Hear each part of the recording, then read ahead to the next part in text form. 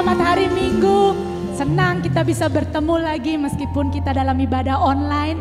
Pada pagi hari ini, pagi yang luar biasa. Kalau kita mau terus ingat kasih setia penyertaan Tuhan buat hidup kita. Tidak pernah habis kebaikannya, amin. Dan pagi hari ini waktu yang baik untuk kita datang bersama-sama keluarga yang ada di rumah.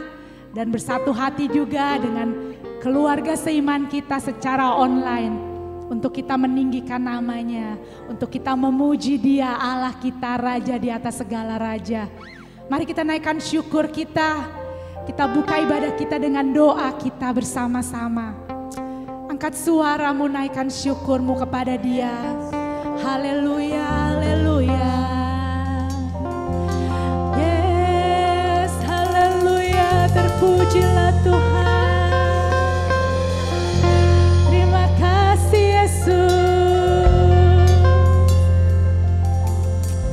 Engkau baik Bapa,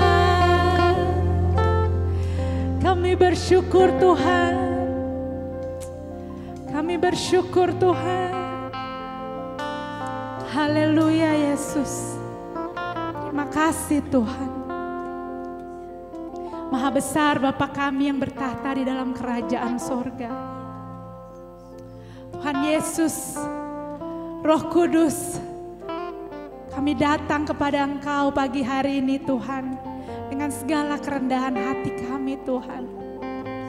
Mengingat kasih-Mu, kebaikan-Mu buat hidup kami Tuhan.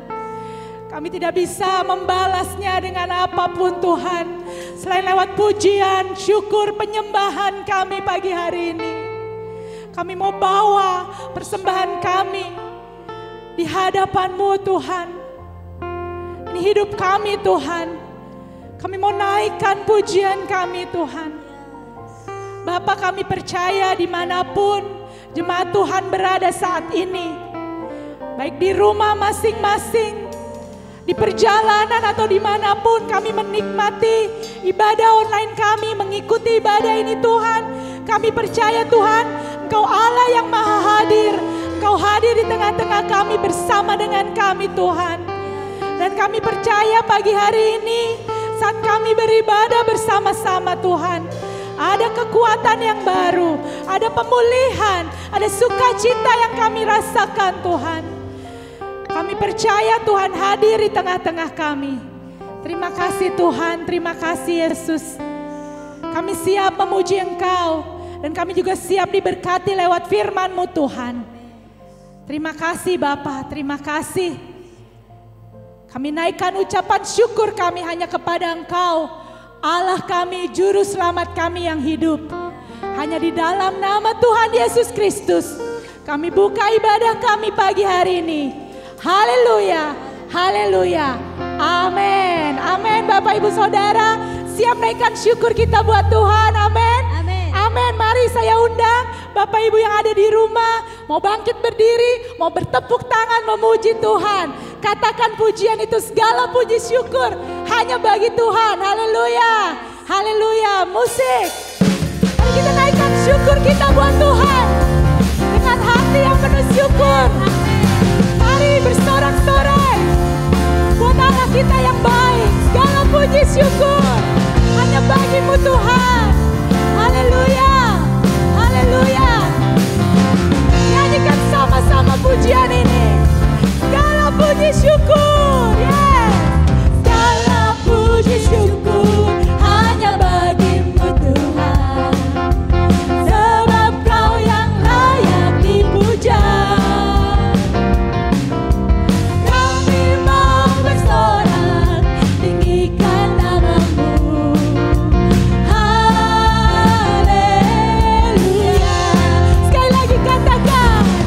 Segala puji syukur hanya bagi-Mu Tuhan.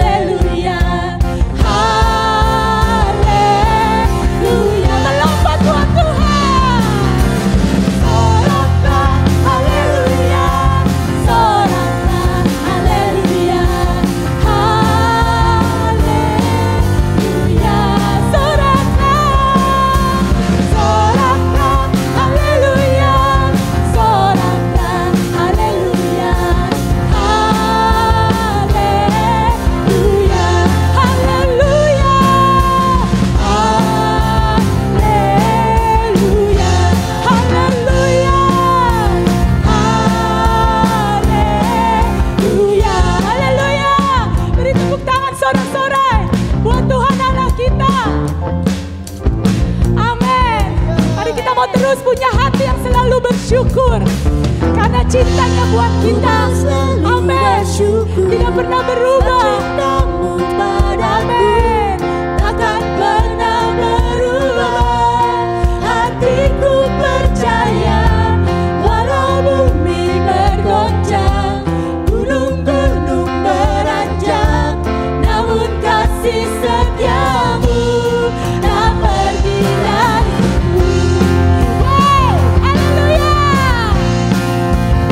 Dia Tuhan kita, Dia Allah kita, Mazmur kita, amin. Mari puji Dia. Tuhanlah kekuatan dan mazmurku, Dia gunung batu dan keselamatanku. Hanya padamu, Hanya padamu hatiku percaya, Kaulah menara dan kota perlindungan. ku mau selalu bersyukur. Ku mau selalu bersyukur, sebab cintamu padaku takkan pernah berubah. Hatiku percaya, walau bumi bergoncang, gunung-gunung beranjak, namun kasih setiamu tak pergi dariku. Ku mau selalu bersyukur, sebab cintamu padaku takkan pernah berubah. Hatiku percaya, walau bumi bergoncang, gunung-gunung beranjak, namun kasih setiamu tak pergi dariku. Kasih setiamu, Kasih setiamu tak pergi dariku. kasih setianya, Kasih setiamu tak pergi dariku. haleluya, amin. Haleluya, praise the Lord. Amin, amin. Bapak Ibu Saudara, kasih setianya tidak pernah beranjak dan pergi dari hidup kita. Yes. Amin. Pegang terus janji Tuhan, pegang terus janjinya. Dia Allah yang setia, Dia Allah yang ajaib. Mari kita mau terus menyembah Dia, berserah penuh hanya kepada Dia, mengandalkan Dia senantiasa dalam hidup kita. Dalam setiap kesesakan, dalam setiap pergumulan, dalam setiap masalah, mari yakini kasih-Nya tidak pernah beranjak dari hidup kita. Amin. Saat ini saat yang indah, kita mau memandang wajah Tuhan. Saat indah ku berhadapan denganmu, memandang wajahmu, Yesus kekasih jiwaku. Oh Tuhan, bawa daku erat dalam pelukanmu, menikmati kasih dan indahnya hadiratmu. Saat indah, saat indah kami mau berhadapan dengan Engkau, berhadapan mendengar isi hatimu Tuhan, mengingat kasih dan kebaikan-Mu. memandang wajahmu, Yesus kekasih jiwaku. Kau Tuhan, bawa daku erat dalam pelukanmu, menikmati kasih dan indahnya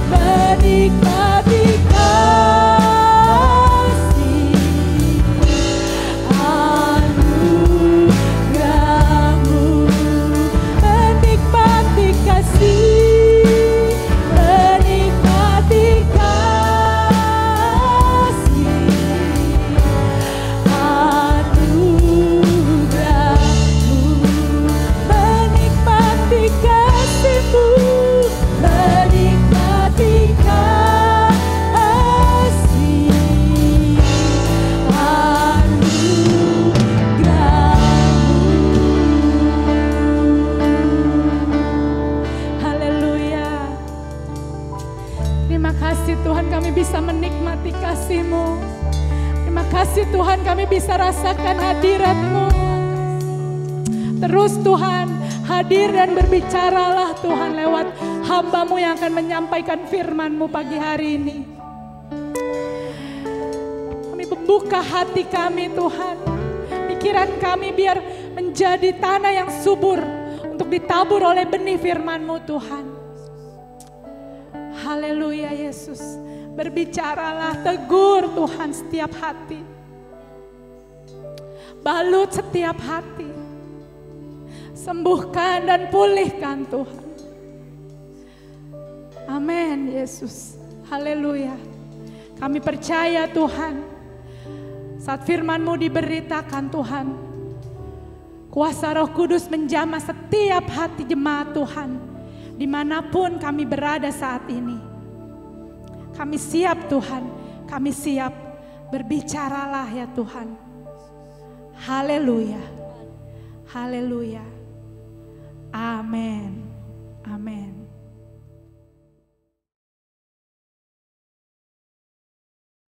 Shalom, selamat pagi Bapak Ibu Saudara yang dikasihi oleh Tuhan. Senang bertemu dengan Bapak Ibu Saudara pada pagi hari ini. Dan minggu ini adalah hari yang istimewa di mana kita memperingati hari Pentakosta yang luar biasa. Pada pagi hari ini saya akan menyampaikan kebenaran firman Tuhan dengan judul Harapan Allah dan Harapan Manusia. Sebelum kita sama-sama mendengarkan firman Tuhan, mari kita berdoa. Di dalam nama Tuhan Yesus Kristus, Allah yang luar biasa itu, yang menghidupkan dan menggerakkan kami mengucap syukur buat segala kebaikan dan kemurahan-Mu Tuhan atas kehidupan kami. Terima kasih Tuhan sudah menolong dan menyertai kami. Dan saat pagi hari ini Tuhan, kami akan sama-sama mendengarkan kebenaran firman-Mu. Mari Tuhan Engkau memberkati kami, memberikan kami pemahaman dan pengertian tentang kebenaran firman Allah. Dan kami tundukkan hati pikiran kami kepada kebenaran firman Tuhan yang mengubahkan kehidupan kami. Di dalam nama Yesus Kristus Tuhan Juru Selamat yang hidup itu, kami berdoa. Haleluya. Amin.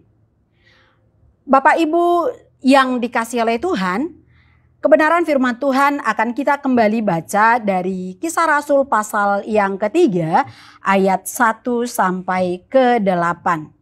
Petrus menyembuhkan orang lumpuh. Mari kita sama-sama membaca. Ayat yang pertama dimulai pada suatu hari menjelang waktu sembahyang yaitu pukul 3 petang. Naiklah Petrus dan Yohanes ke bait Allah. Di situ ada seorang laki-laki yang lumpuh sejak lahirnya sehingga ia harus diusung. Tiap-tiap hari orang itu diletakkan dekat pintu gerbang bait Allah yang bernama Gerbang Indah untuk meminta sedekah kepada orang yang masuk ke dalam bait Allah. Ketika orang itu melihat bahwa Petrus dan Yohanes hendak masuk ke bait Allah, ia meminta sedekah. Mereka menatap dia dan Petrus berkata, "Lihatlah kepada kami." Lalu orang itu menatap mereka dengan harapan akan mendapat sesuatu dari mereka. Tetapi Petrus berkata, "Emas dan perak tidak ada padaku, tetapi apa yang kupunyai kuberikan kepadamu. Demi nama Yesus Kristus orang Nazaret itu, berjalanlah." Lalu ia memegang tangan kanan orang itu dan membantu dia berdiri. Seketika itu juga kuatlah kaki dan mata kaki orang itu. Ia melonjak berdiri lalu berjalan kian kemari dan mengikuti mereka ke dalam bait Allah, berjalan dan melompat-lompat serta memuji Allah. Jemaat pugar yang dikasihi oleh Tuhan, kisah yang terjadi yang kita baca barusan di Kisah Rasul pasal 3 ayat 1 sampai yang ke-8 ini adalah mujizat atau peristiwa yang pertama sekali dilakukan oleh ke-12 rasul itu tanpa Yesus hadir secara fisik di tengah-tengah mereka, di tengah-tengah rasul itu. Nah, jemaat yang dikasihi oleh Tuhan, sebelumnya ada sesuatu yang benar-benar di luar dari ekspektasi kebanyakan orang ya. Bagaimana orang yang paling dekat dengan Tuhan Yesus itu akhirnya meninggalkan Yesus. Peristiwa penyaliban itu telah membuyarkan harapan dan sikap heroik seorang Petrus. Para rasul itu akhirnya menjadi pasif. Mereka kembali kepada pekerjaan mereka yang semula. Mereka mundur. Mereka seolah-olah tidak punya kekuatan. Bagaikan baterai di smartphone kita, Bapak Ibu Saudara yang kasih Tuhan, sekalipun nempel, tetapi kalau benar-benar lowbat, maka dia tidak akan berfungsi dengan semestinya untuk menggerakkan ataupun untuk membuat smartphone kita bekerja dengan sebaik-baiknya. Kira-kira sedemikianlah kondisi yang bisa saya bayangkan, yang bisa saya gambarkan tentang ke-12 rasul itu. Nah, tetapi di mana mereka, titik balik mereka kembali kepada apa yang menjadi harapan Tuhan atas kepada ke-12 rasul itu adalah ketika Yesus bangkit. Dan itu akhirnya membuat mereka kembali bergairah.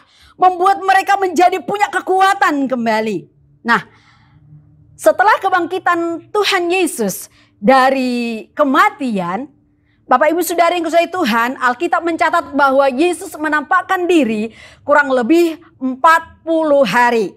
Kemudian akhirnya dia terangkat ke sorga. Nah, sebelum dia terangkat ke sorga, ada sebuah janji Allah yang diberikan oleh Yesus kepada mereka. Mari kita lihat di dalam Kisah Rasul pasal yang pertama. Ayat yang ke-8, ya, ayat yang ke-8. Tetapi kamu akan menerima kuasa kalau Roh Kudus turun ke atas kamu, dan kamu akan menjadi saksiku di Yerusalem dan di seluruh Yudea dan Samaria dan sampai ke ujung bumi. Bapak Ibu Saudara yang dikasihi oleh Tuhan, inilah yang menjadi harapan Yesus bagi ke-12 murid itu dan bagi gerejanya masa kini. Yaitu bagaimana kita menjadi saksi di Yerusalem, di seluruh Yudea dan Samaria, bahkan sampai ke ujung bumi. Bapak Ibu Saudara yang kasihi Tuhan, apa hubungan daripada apa yang terjadi di Kisah Rasul pasal yang pertama dengan Kisah Rasul yang ketiga? Yang terjadi adalah bahwa harapan yang ada di dalam Yesus kepada murid-murid itu benar-benar diwujud nyatakan dalam kehidupan para rasul itu, di mana Yesus memakai mereka sebagai pemegang mandat, di mana mereka dipakai oleh Allah untuk menyatakan kemuliaannya di tengah-tengah orang yang membutuhkan Tuhan. Di tengah-tengah orang yang lumpuh, di tengah-tengah orang yang tidak punya pengharapan. Kalau kita lihat di dalam Kisah para Rasul pasal yang pertama ayat ke-6, di Kisah Rasul pasal 3 ayat 1 sampai ayat yang ke-8, kita boleh lihat di sana bagaimana harapan Allah dan juga harapan manusia pada umumnya. Harapan Allah itu bergerak memandang jauh ke depan. Sementara harapan manusia hanya melihat kebutuhan sesaat dan bersifat sementara yang boleh diwakilkan, digambarkan oleh selumpuh tadi. Dia menginginkan sesuatu yang dia butuhkan saat itu adalah sesuatu yang bersifat sementara, yaitu kebutuhan yang diperlukan setiap hari. Maklum selama 42 tahun kurang lebih dia menjadi lumpuh sejak kecilnya. Jadi dia sudah terbiasa dengan kondisi yang sedemikian. Mendapat belas kasihan dari setiap orang yang datang ke bait Allah menjadi sebuah harapan dia mendapatkan dari orang-orang yang menaruh belas kasihan kepada dia. Peristiwa di gerbang indah itu adalah wujud dari apa yang Tuhan harapkan. Sekali lagi bahwa peristiwa di gerbang indah itu adalah wujud dari apa yang Tuhan harapkan dari para rasul yang akan dia tinggalkan. Sebagai mujizat pertama di mana Yesus tidak hadir lagi di tengah-tengah mereka, tentunya telah digenapi, ya, sebagai pertama sekali telah digenapi di dalam kehidupan si lumpuh tadi. Bapak Ibu Saudara yang dikasihi oleh Tuhan, tetapi sebelum hal itu terjadi, apa yang terjadi atas ke-12 rasul itu? Yang terjadi adalah bagaimana sejarah menyatakan bahwa terjadi peristiwa yang luar biasa di mana janji Allah digenapi di ke-12 rasul itu di sebuah loteng di Yerusalem, di mana ke-12 rasul itu dan 120 orang lainnya sedang berkumpul di sana menanti janji Allah digenapi dalam kehidupan mereka. Bapak Ibu Saudara yang kasih Tuhan, tadi saya katakan bahwa sebelumnya mereka itu menjadi orang-orang yang tidak punya pengharapan. Bahkan 12 rasul itu kembali kepada kehidupan mereka yang lama, menjadi orang-orang yang pasif. Tetapi setelah mereka menerima janji Allah itu, ketika mereka mengalami peristiwa yang luar biasa dipenuhi dengan Roh Kudus, ada dampak yang luar biasa yang dialami para rasul. Yang kita boleh lihat di dalam Kisah Rasul di pasal yang pertama sampai yang ketiga, bagaimana si Petrus, si heroik itu boleh mewakili ke-12 rasul itu. Petrus, si pengecut, tampil bagaikan singa yang terbangun dari tidurnya. Si heroik yang telah menjadi pecundang, menyembunyikan diri oleh sebuah pertanyaan wanita yang mau mempertanyakan kepada Petrus identitasnya, dia murid Kristus atau tidak. Tetapi Petrus setelah mengalami lawatan Roh Kudus berani mengangkat bahu, menegakkan kepala dengan penuh wibawa dan penuh power. Tampil di depan banyak orang berkhotbah tentang kematian dan kebangkitan Yesus. Si Petrus berani tampil di depan orang-orang yang memandang curiga dan menganggap mereka mabuk. Dan lewat khotbah Petrus yang luar biasa itulah, dia memperdengarkan kepada para pendengarnya akan dosa, akan pengampunan dan keselamatan di dalam Kristus yang menghasilkan patobat baru pada saat itu. 3.000 jiwa, luar biasa. Sebuah ledakan penuaian jiwa oleh karena kuasa Allah memenuhi mereka. Para rasul telah menegakkan, telah membangun sebuah pondasi gereja mula-mula pada saat itu. Gereja kuat, gereja mula-mula kuat di dalam pengajaran. Dan komunitas yang solid. Dan itu menjadi sesuatu yang harus kita wujud nyatakan dalam gereja masa kini. Hidup jemaat mula-mula menjadi teladan dan berdampak luas. Semakin hari semakin disukai banyak orang. Allah mengharapkan semua orang yang menjadi percaya kepadanya menjadi saksi di tengah-tengah dunia ini. Itulah yang menjadi harapan. Menjadi saksi punya dampak, punya efek yang luar biasa. Karena Roh Tuhan sudah ada di dalam kita masing-masing. Roh Tuhan sudah dicurahkan atas gerejanya sampai pada hari ini. Sementara itu kita kembali ke dalam Kisah Para Rasul. Ayat yang pertama sampai yang ke-8 tadi, yang boleh kita lihat apa yang menjadi harapan manusia yang bersifat sesaat dan sementara. Nyatanya sekalipun Yesus sudah bangkit dari kubur, tetapi tidak secara otomatis mengubah akan pandangan para rasul tentang bangsa Israel secara kerajaan. Ya, mereka masih mengharapkan akan kedatangan kehadiran Yesus yang akan memulihkan, mengubahkan bangsa Israel secara politik kepada kejayaan masa lalu. Masih itu. Tetapi Yesus berkata, tidak seperti apa yang mereka harapkan. Tujuan Allah, tujuan Yesus datang ke dunia ini bukan semata-mata untuk memenuhi kebutuhan kesementaraan murid-murid, kebutuhan kesementaraan kita. Jauh lebih daripada itu. Tetapi itulah yang terjadi atas manusia. Kalau Roh Tuhan tidak ada dalam kehidupan kita, maka kita cenderung melihat apa yang menjadi kebutuhan kita saat ini. Tidak punya pandangan jauh ke depan seperti apa yang Tuhan lihat. Para murid terjebak kepada kekinian, terbatas oleh ruang. Yesus hendak dikurung dalam keinginan untuk memulihkan Israel secara politik. Tuhan bukan tidak peduli kepada apa yang mereka pikirkan. Tuhan bukan tidak peduli kepada apa yang kita butuhkan, kita gumuli saat ini. Alkitab juga berkata, tetapi Allah akan mencukupi semua kebutuhan keperluan kita. Kalau kita lebih dahulu mencari kerajaan Allah dan kebenaran kebenarannya, maka semua itu apa yang kita butuhkan akan ditambahkan Tuhan. Ini mengajarkan kita bahwa Allah peduli atas apa yang menjadi kebutuhan kita.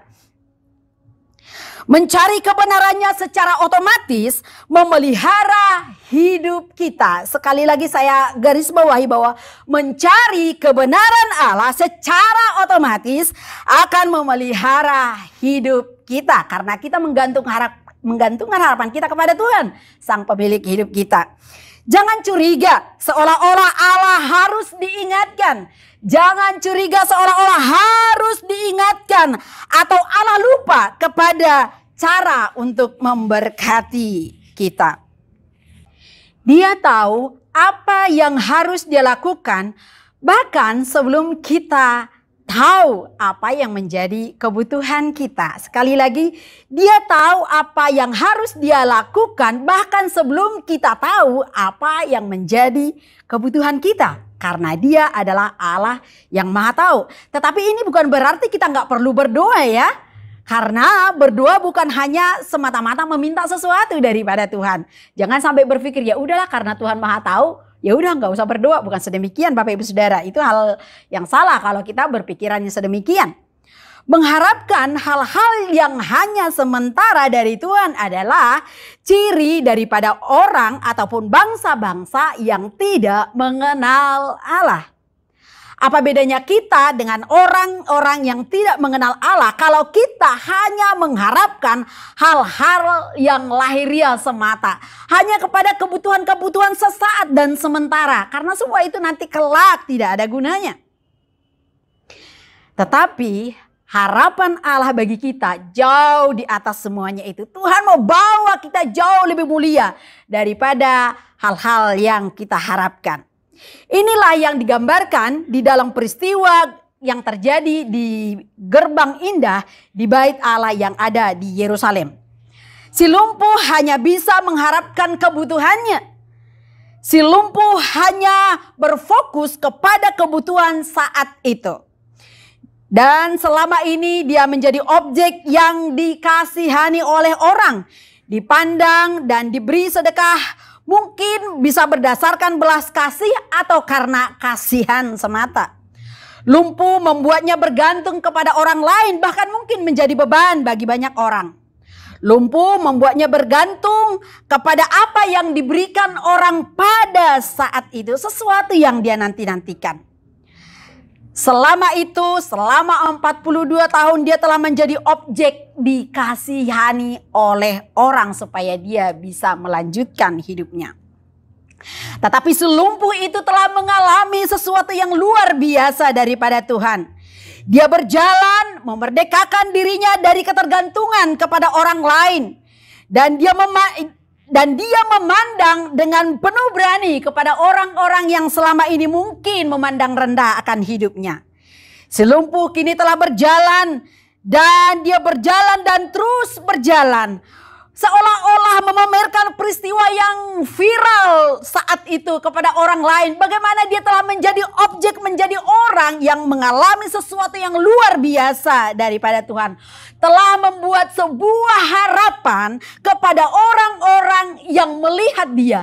Saya yang sudah lumpuh sekian tahun tetapi mengalami sesuatu yang luar biasa. Berjalan. Membawanya untuk didengar dan diperhatikan banyak orang karena karya Kristus lewat para rasul. Berjalan telah membawanya jauh dan semakin jauh, bercerita tentang hidupnya yang mengalami kebangkitan oleh karena Tuhan bekerja dalam kehidupannya. Harapan telah membawa Petrus dan para rasul lainnya semakin jauh melangkah dan terus melangkah jauh ke depan. Lebih daripada apa yang mereka pikirkan sebelumnya. Berdiaspora sampai seluruh dunia mendengarkan Injil. Harapan itulah yang telah membawa kita, yang telah membawa gereja, membawa jemaat Pugar saat ini peduli kepada banyak orang. Menjadi berkat. Harapan itu telah membawa kita peduli kepada saudara-saudara kita yang beberapa hari lalu mengalami peristiwa yang luar biasa di NTT, di Malang, dan berbagai peristiwa lainnya yang terjadi di tengah-tengah bangsa ini. Harapan itulah yang menggerakkan kita berdoa secara korporat, berdoa menangisi bangsa ini, berdoa bahkan mencucurkan air mata buat saudara-saudara kita. Harapan itulah yang telah memampukan kita berbuat lebih, bahkan lebih dari apa yang kita bisa. Karena Roh Tuhan itu bekerja dengan luar biasa di dalam gerejanya. Harapan itulah yang telah memampukan kita untuk berani menjawab saat kita diperhadapkan kepada dakwaan orang-orang yang tidak seiman dengan kita. Dan dengan berani bercerita Yesus yang disalibkan dan dibangkitkan itulah yang kita sembah dan menyelamatkan kita. Harapan itulah yang menimbulkan pergerakan dan menimbulkan efek domino yang luar biasa bagi gereja masa kini di dunia ini. Jemaat yang dikasihi oleh Tuhan, sebelum saya akhiri khotbah ini, mari kita lihat sebuah video yang kiranya memberi kita pengertian tentang efek domino, bagaimana kita punya efek domino yang luar biasa kalau kita dipenuhi oleh Roh Tuhan.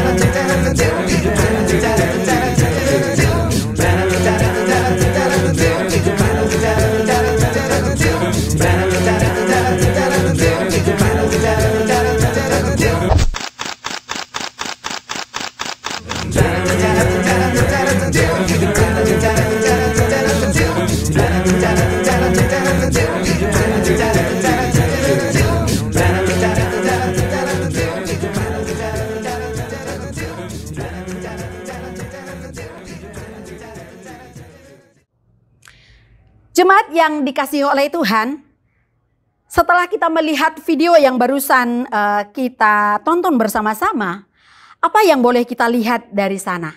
Sebuah sentuhan kecil yang sangat sederhana tapi punya power yang luar biasa. Bagaimana efek itu bergerak terus menerus kepada banyak orang. Roh Tuhan ada dalam diri kita. Itu sudah dijanjikan oleh Tuhan sebelumnya, sebelum Yesus naik ke sorga. Dan itu akhirnya digenapi dalam kehidupan para rasul dan 120 orang murid lainnya.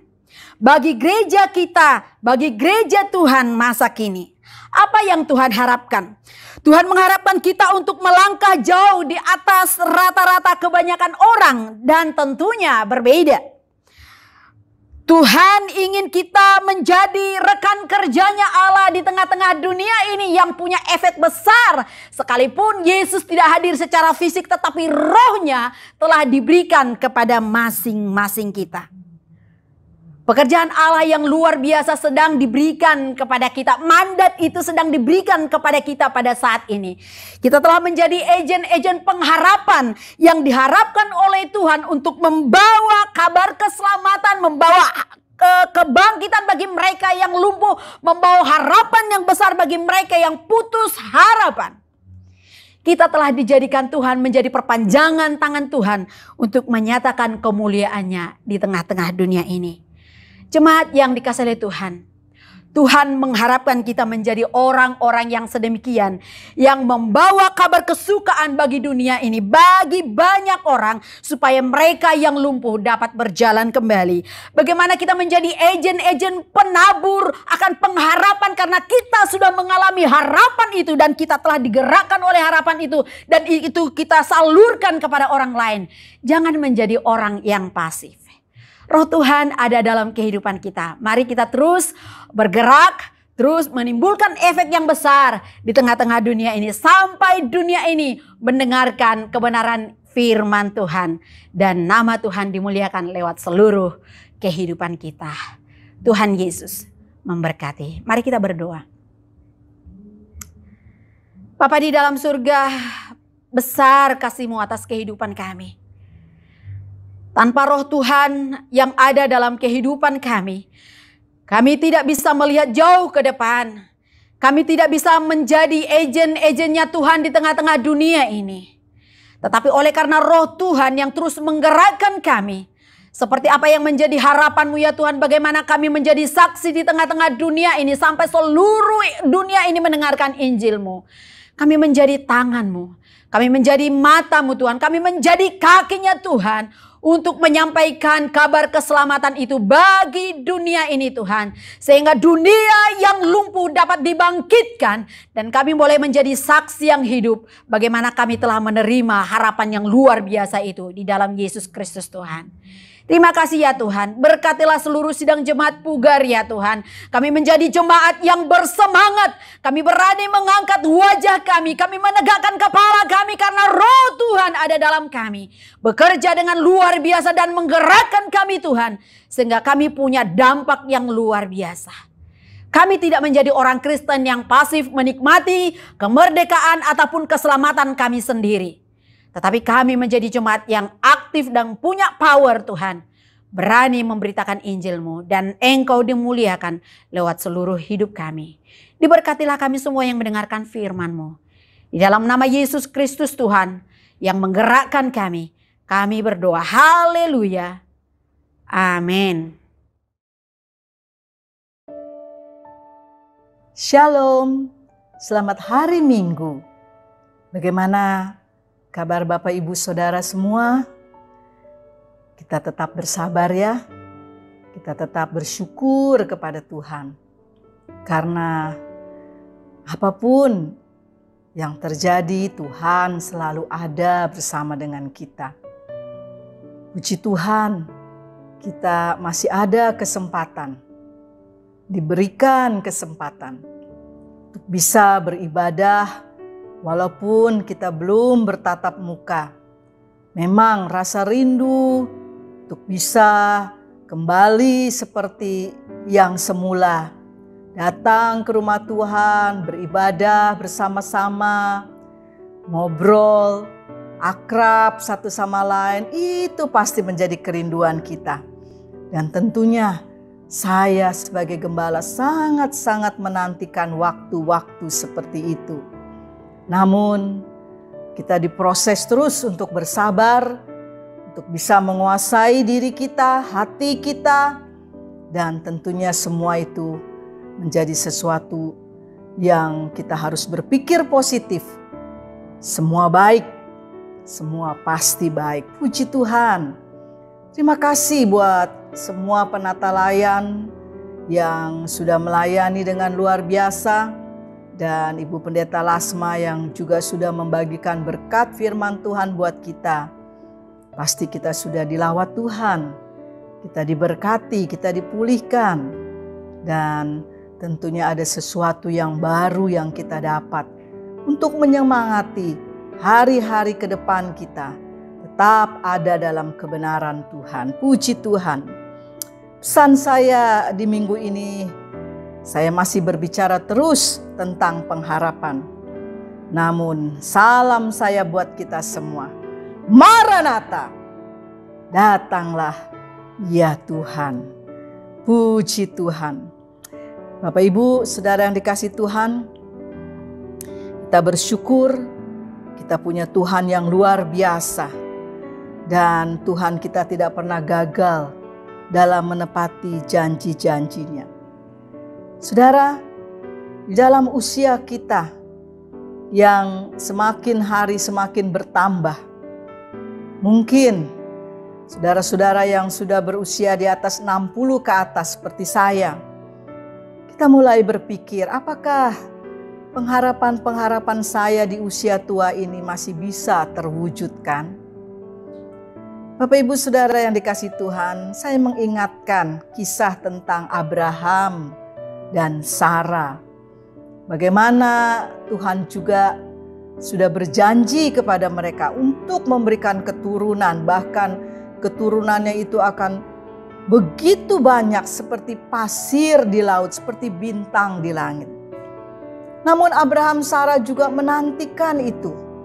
Bahkan sampai pada usia yang sepertinya bagi dia, bagi mereka, tidak lagi ada kemungkinan untuk mereka memiliki keturunan. Tapi bukankah Tuhan mengingatkan kepada kita, bagi manusia itu mustahil, tapi bagi Tuhan tidak ada yang mustahil. Itu sebabnya dalam usia yang bertambah dalam kehidupan kita, mari kita tetap percaya bahwa harapan kita tidak akan pernah sia-sia sekalipun usia kita bertambah dan mungkin kita sudah ada dalam usia lanjut usia. Jangan pernah kehilangan semangat untuk tetap taruh harapan-harapan kita kepada Dia, kepada Yesus yang memiliki hidup ini, yang berdaulat atas hidup kita. Kita tetap semangat. Kita tetap jalani hari-hari hidup kita. Dan percayalah, semua akan menjadi terwujud sesuai dengan waktunya Tuhan, bukan waktunya kita. Ketika Allah menambahkan umur hidupmu, mintalah juga Dia menambahkan hidup di sepanjang umur kita. Artinya, tetap taruh harapanmu tanpa melihat berapa usia kita sekarang. Bertambah tua tapi tidak berhenti karena pertempuran ini masih terus berlangsung. Mari terus maju tanpa mengenal lelah. Bukankah kita masih ingat dan mungkin kita suka menyanyi pujian itu? Jangan lelah bekerja di ladangnya Tuhan. Mari jangan pernah berkata lelah dan capek. Karena kita masih terus berjuang, kita masih terus bertempur. Sehingga satu hari kelak kita meraih kemenangan. Dan akhirnya kita sampai di garis akhir sebagai pemenang, bahkan lebih daripada pemenang. Tuhan Yesus memberkati. Puji Tuhan, Bapak Ibu Saudara, kita boleh melewati hari-hari kita dengan mengucap syukur.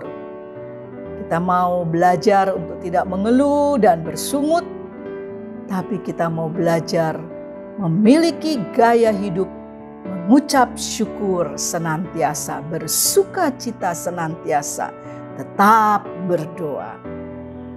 Saya akan mengakhiri ibadah ini dengan doa dan doa berkat. Dan tentunya harapan saya bahwa dalam ibadah pagi ini kita semua sudah dibaharui kekuatan kita, dibaharui kasih kita, dibaharui semangat kita, dibaharui juga pemulihan dalam menjalani hari-hari kita. Mari kita satu di dalam doa. Terpujilah nama-Mu ya Tuhan. Terima kasih buat ibadah minggu ini Tuhan. Terima kasih Tuhan untuk doa 10 hari yang sudah dijalankan. Terima kasih untuk semua penata layan dalam ibadah doa 10 hari ini. Tuhan berkati mereka semua. Tuhan pakai mereka terus lebih indah, lebih heran untuk kemuliaan Tuhan. Dan biarlah Roh Kudus selalu ada dalam kehidupan kami, menuntun, memimpin setiap langkah kami. sampai kepada ujung jalan itu. Terima kasih Tuhan Yesus. Dan kami sehati terus dan tak pernah berhenti mendoakan bangsa kami Indonesia, mendoakan presiden, wakil presiden, dan semua aparat pemerintahan yang ada. Kau melindungi, Kau berikan hati yang takut Tuhan. Kami berdoa Tuhan, pulihkanlah Indonesia. Biarlah anugerah Tuhan turun, belas kasih Tuhan untuk Indonesia.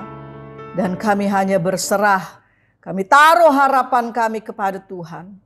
Karena kami tahu harapan itu tidak akan pernah sia-sia. Ya Tuhan, hamba-Mu berdoa 1 minggu ke depan di dalam hari yang akan dilalui oleh seluruh jemaat-jemaat-Mu Tuhan.